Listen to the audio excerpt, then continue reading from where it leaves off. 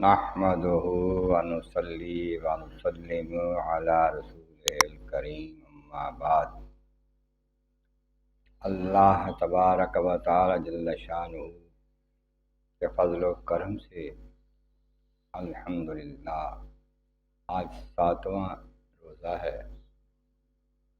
تعلیمات شریعت اسلامیہ ادارہ تعلیمات قرآن کے فہم شریعت شارٹ کورسز کا 7واں سبق ہے۔ اس سے قبل عقائد کے حوالے سے گفتگو ہوئی۔ تیسرے روزے سیدہ کائنات خاتون جنت سلام اللہ علیہا کا تذکرہ ہوا۔ پھر عقائد میں قیامت کا تذکرہ، جنت دوزخ کا ذکر ہوا۔ آج سبق میں اصطلاحات شریعت بیان کی جا رہی ہیں۔ دین اور دنیا کے جو کام ہم کرتے ہیں اور جن کے کرنے یا نہ کرنے کا حکم ہے یا اجازت ہے، ان کی اہمیت کے لحاظ سے، افادیت کے لحاظ سے مختلف قسمیں شریعت مطہرہ میں بتائی گئی ہیں، جن کے جاننے سے کسی کام کی اہمیت، ضرورت، اس کے جائز اور ناجائز ہونے کا پتہ چلتا ہے۔ ان اقسام کا کچھ تفصیل کے ساتھ تذکرہ کیا جاتا ہے۔ ان سب سے پہلے فرض ہے۔ فرض اسے کہتے ہیں جس کا کرنا نہایت ضروری ہو، اس کے کیے بغیر آدمی بری و ذمہ نہیں ہوتا، یعنی جب تک فرض ادا نہ کرے اس کے ذمے باقی رہتا ہے، اور اگر فرض کسی عبادت کے اندر ہے تو وہ عبادت کے بغیر نہیں ہوگی۔ مثال کے طور پر 5 نمازیں فرض ہیں ہر مسلمان مرد عورت پر۔ اگر ایک نماز نہیں پڑھی تو اس کے ذمے قرض ہے، 2 نہیں پڑھی تو 2 ہو گئی، اس کے ذمے قرض باقی ہے جب تک ادا نہیں کرے گا۔ ہاں، البتہ ایک ہوتا ہے ایسا فرض جو کچھ بندے ادا کریں تو باقیوں کے ذمے سے ادا ہو جاتا ہے، جیسے نماز جنازہ ہے، اسے فرض کفایہ کہتے ہیں۔ فرض تو سب پر تھا، کچھ نے ادا کیا، باقیوں کے ذمے سے ہوئے۔ لیکن 5 وقت کی نماز سب پر فرض عین ہے، ہر ایک پر، کسی اور کے کرنے سے ادا نہیں ہوگی۔ اس طرح اور نماز کے اندر کچھ فرض ہیں، جیسے بے تحریمہ ہے، قیام ہے، رکوع ہے، سجدہ ہے، یہ 7 فرض نماز کے اندر ہیں۔ اگر ان میں سے کوئی رہ جائے تو نماز ہی نہیں ہوگی۔ ایسا بتایا کہ اگر کسی عبادت کے اندر کوئی فرض ہے تو اس کے بغیر عبادت باطل ہوگی۔ جو فرض دلیل قطعی سے ثابت ہو اسے فرض اعتقادی کہتے ہیں۔ اس کا انکار کرنا کفر ہے۔ جیسے نماز کا حکم دلیل سے ثابت ہے، قرآن سے ثابت ہے، دل سے ثابت ہے، کوئی کہیں نماز فرض نہیں ہے وہ کافر ہو جائے گا۔ 5 ارکان ہیں اسلام کے، کوئی زکوٰۃ فرض نہیں ہے وہ کافر ہو جائے گا۔ اس پر عمل ترک کیا ہے تو وہ گناہ ہے۔ عمل نہیں کرتا، مانتا تو ہے کہ نماز فرض ہے، مانتا ہے کہ زکوٰۃ فرض ادا نہیں کرتا، اس پر بنتی ہے، وہ یہ گناہ گار ہے، گناہ کبیرہ کا مرتکب ہے۔ بعض فرض ایسے جن کے دلیل قطعی سے ثابت نہیں ہے مگر شرعی دلیل سے فقہا مجتہد اسے ثابت کرتے ہیں کہ یہ فرض ہے۔ اگر شرعی دلیل کے ساتھ اس کو نہیں مانتا، دوسرا مانتا ہے یا اس میں کچھ تبدیلی کر کے مانتا ہے تو اس کے لیے اجازت ہے، جو شریعت کے احکامات پر تحقیق کرنے والا ہو اس کے لیے۔ اس کی مثال یہ ہے کہ وضو میں سر کا مسح کرنا فرض ہے، قرآن پاک میں آیا ہے وَامْسَحُوا بِرُؤُوسِکُمْ، سروں کا مسح کرو، فرض ہو گیا۔ یہ فرض اعتقادی ہے، ان کا انکار نہیں کر سکتے۔ اب یہ کتنے سر کا مسح کرنا ہے، اس میں علماء مجتہدین نے اختلاف کیا کہ سارے سر کا مسح ہے یا کچھ حصہ سر کا مسح فرض ہے۔ یہ سب مانتے ہیں کہ سارے سر کا مسح کرنا جو ہے یہ سنت ہے، تو فرض کتنا ہے؟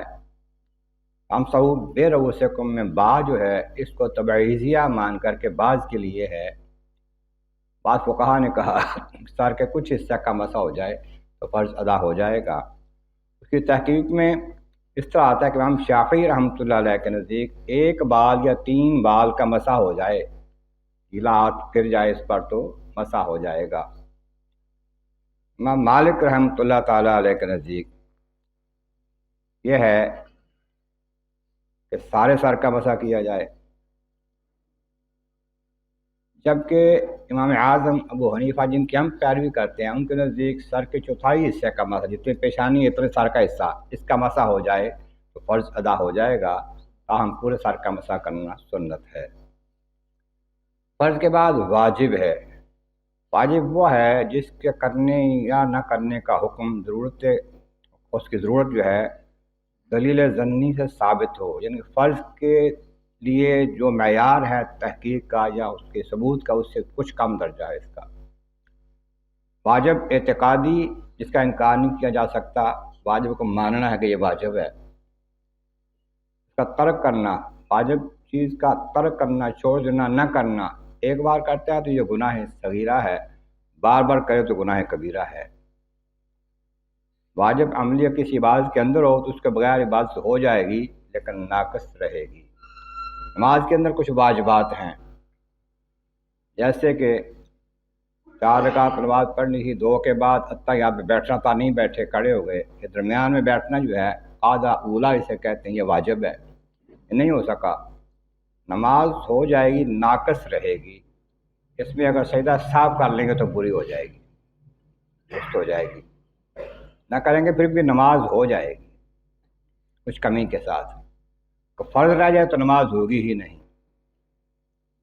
इसके बाद है सुन्नत मुअक्किदा, ऐसी सुन्नत जिसकी ताकीद की गई है, जिस पर अमल सरकार दो आलम सल्लल्लाहु अलैहि वसल्लम ने अक्सर किया हो, कभी कभी इसलिए छोड़ दिया हो कि उम्मत पर फ़र्ज ना हो जाए, लेकिन पाबंदी के साथ अक्सर अमल किया, उसको सुन्नत मुअक्किदा कहते हैं।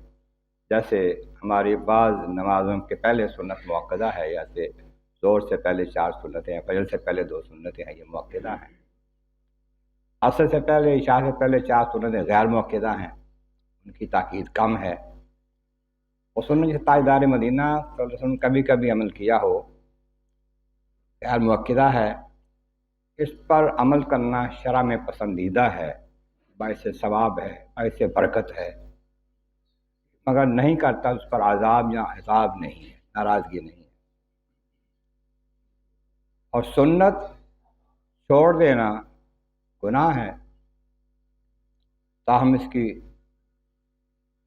बाबत मैंने अपने उस्ताद गिरामी से पूछा, मुफ्ती अब्दुल अलीम सियालवी अल्लाह ताला उनको सेहत तंदुरुस्ती के साथ उम्र दराज दे, बड़ी खिदमत है उनकी दर्स हदीस पाक में। मैंने पूछा, उस्ताद जी अगर कोई शख्स सुन्नतें नहीं पढ़ता उसको गुनाह होता है? गुनाह तो कम दर्जे की बात है, सुन्नत पर अमल नहीं करता तो आका करीम सल्लल्लाहु अलैहि वसल्लम की शिफात नहीं मिलेगी उसे, ये महरूमी जो है बड़ी बुरी बात है, सख्त बात है। तो सुन्नतें पर अमल करना चाहिए। उसके बाद मुस्तहब नफल जिसे कहते हैं, वो है जो शरअ शरीफ में पसंदीदा है, सवाब है, अच्छा है, अगर नहीं करता उस पर नापसंदीदगी नहीं, गुनाह नहीं है, ना पढ़े नफली इबादतें ना करे तो गुजारा हो सकता है, करेगा तो उसका फ़ायदा है।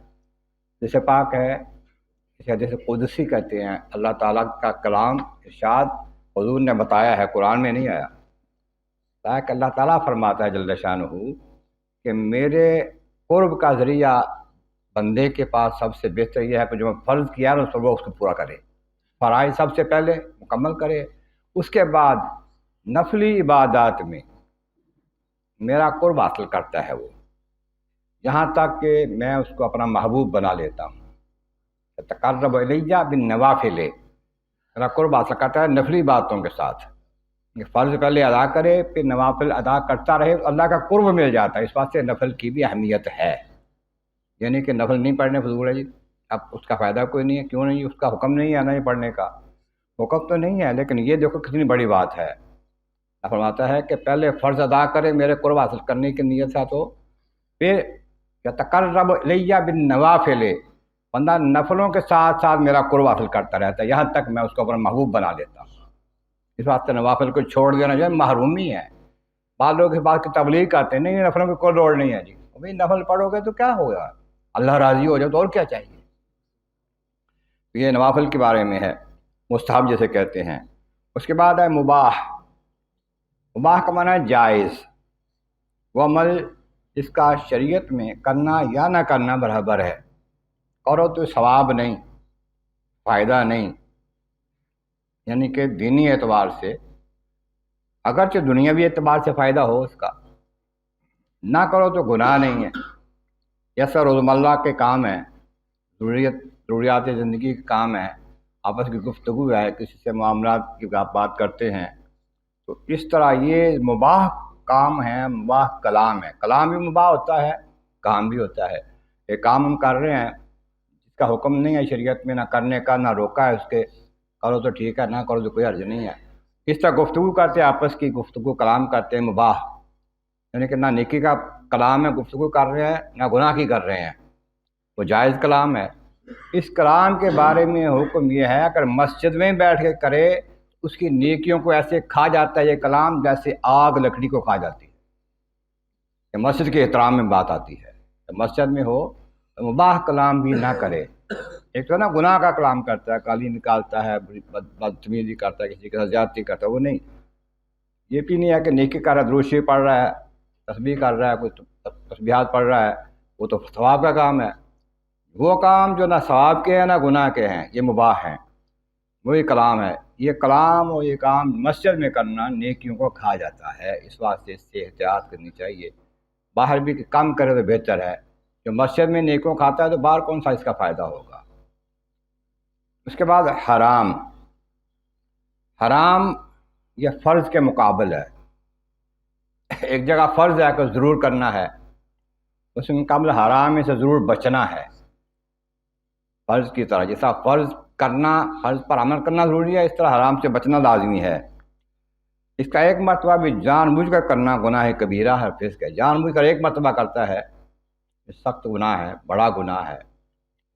اس کے کرنے پر عذاب ہے اور اس سے بچنا فرض ہے. جن کاموں سے شریعت نے روکا ہے، منع کیا ہے، حرام قرار دیا ہے، اس سے بچنا لازم ہے. باتوں میں بھی یہ بات آتی ہے، کلام میں اور کاموں میں بھی آتی ہے.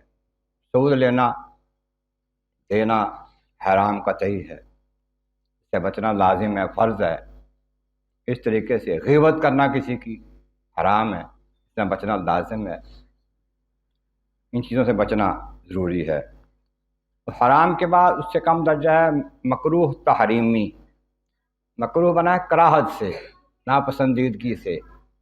شریعت میں ایک کام میں ناپسندیدہ ہے، اچھا نہیں لگتا، حرام تو نہیں ہے لیکن پھر بھی ناپسندیدہ ہے اور تحریمی حرمت کے قریب ہے، حرام کے قریب قریب ہے وہ، تو اس سے بچنا جو ہے یہ ضروری ہے. اس کے کرنے سے عبادت ناقص ہوتے ہیں. مکروہ تحریمہ اگر عبادت کے اندر کسی کام میں کیا ہے، کراہت کا کام کیا ہے، تو اس سے عبادت جو ہے وہ ناقص ہوتی ہے، خراب ہوتی ہے. اس کے کرنے پر عتاب ہے. مکروہ تحریمہ کے کرنے پر عتاب ہے، تو ناراضگی کا اظہار اللہ تعالیٰ کی طرف سے، شریعت کی طرف سے عتاب ہے اس پر. اس سے بچنا واجب ہے. حرام سے بچنا فرض ہے، مکروہ تحریمہ سے بچنا واجب ہے، یعنی ملتے جلتے ہیں ایک دوسرے سے. اس بعد مکروہ تنزیہی ہے.